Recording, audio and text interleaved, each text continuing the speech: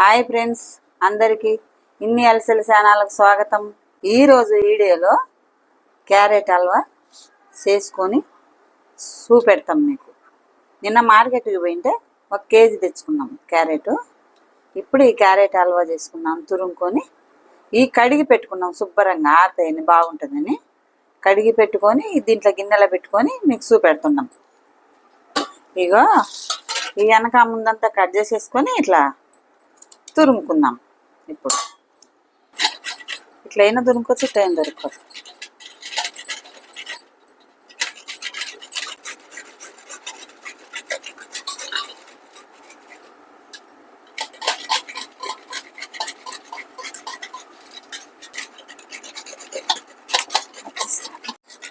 వెనక పాటు ముందు పాట అంతా తీసేసినాం కదా, అంతా శుభ్రంగా తురిమినాము.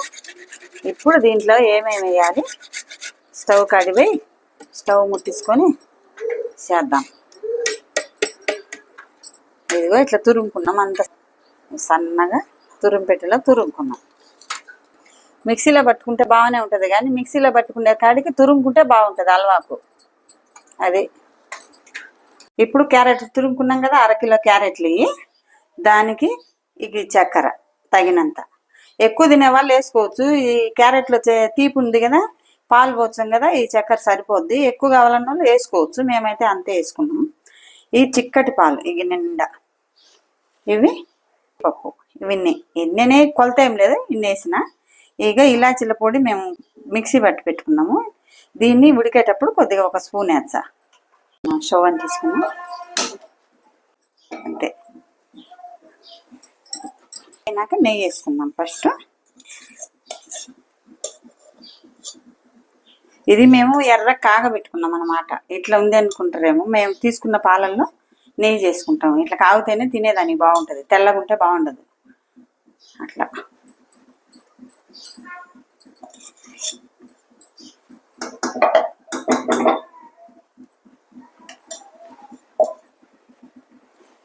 ఈ స్వీట్లు చేసుకునేటప్పుడు ఒక నెయ్యి లేకుంటే బాగుండదు కదా.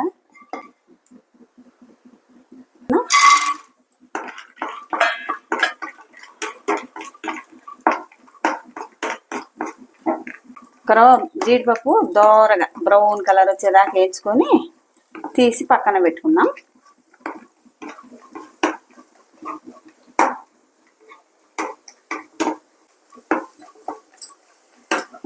ఇక చూడు, ఇలా వేస్తే బాగుండవు, గలీజ్గా కనపడతాయి. ఇక ఇట్లా వేయించుకోవాలి.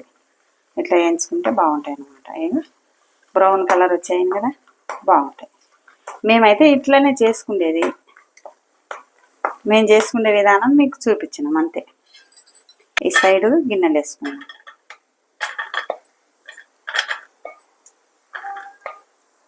దీంట్లో మళ్ళీ క్యారెట్ ఉందిలే. నెయ్యి అయిపోయింది, ఎన్న పూస్తుంది కరగబెట్ట. పిల్లలు వేసుకొని తింటారు.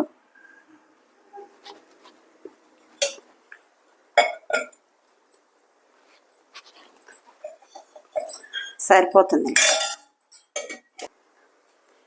వేసుకుందాం. ఇంకా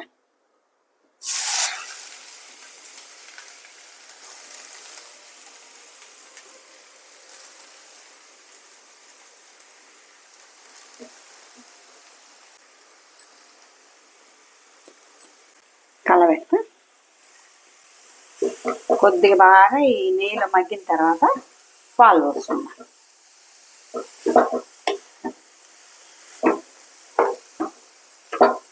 ఒక 5 నిమిషాలు పెట్టుకుంటా ఉండాలి.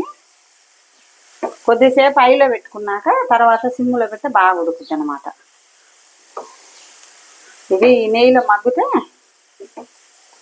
ఇంత నెయ్యిలో బాగా మగ్గిపోద్ది. నెయ్యిలో ఇప్పుడు అట్లా మగ్గాలి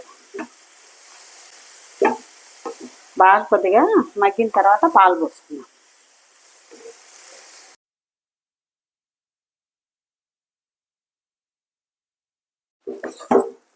ఇప్పుడు నెయ్యిలు అంతా ఉడికింది కదా, నెయ్యి వేసాను. ఇగో మెత్తగా ఉడికిపోయింది, మెత్తగా ఉడికింది. ఇప్పుడు పాలు పోసుకుందాం. ఈ చిక్కటి పాలు తీసినట్టే పోసుకుంటాం. అది ఈ పాలు.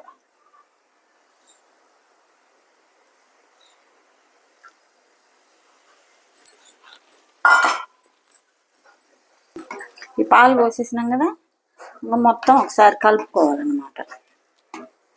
ఇట్లా కలుపుకుంటే ఒక 2 నిమిషాలు ఉడికించుకుందాం. ఇప్పుడు చూద్దాం ఉడికింది. ఇదిగో పాలంతా ఉడికినాయి కదా, ఇప్పుడు అంత శుభ్రంగా ఇదిగో మెత్తగా ఉడికింది. పాలల్లో కూడా మెత్తగా ఉడికిపోయింది. ఇప్పుడు చక్కెర పోసుకుందాం.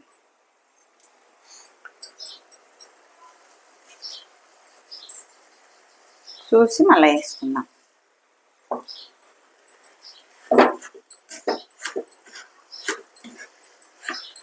చక్కెర వేసినాం కదా, బాగా కలబెట్టుకున్నాం. ఇదిగో ఇలాచీల పొడి ఇది వేసుకున్నాం. 1 స్పూను, చిన్న స్పూను సరిపోతుంది.